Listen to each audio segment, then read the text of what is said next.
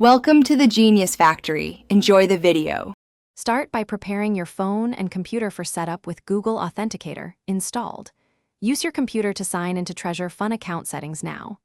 Open the Treasure Fund security page and choose two-factor authentication from the list. Select the option to link an Authenticator app instead of SMS messaging for stronger security.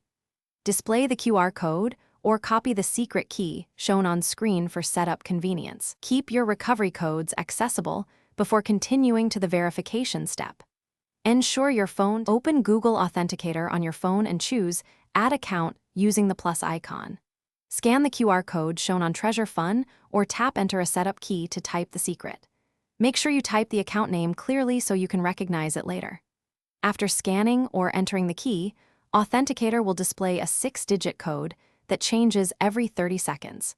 Type that 6-digit code into the Treasure Fund verification field exactly as shown. Wait for Treasure Fund to confirm the code and display a linked Authenticator message.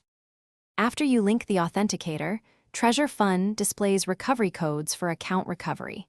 Copy those recovery codes to a secure offline location like a password manager or paper file. Consider adding a secondary phone with Google Authenticator as a backup device for emergencies. Verify that your backup device shows the same account entry and rotating 6-digit codes.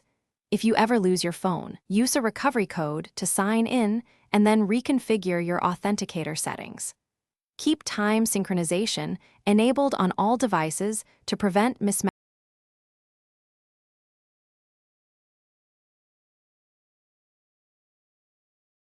Thanks for watching. If you found this helpful, don't forget to like and subscribe.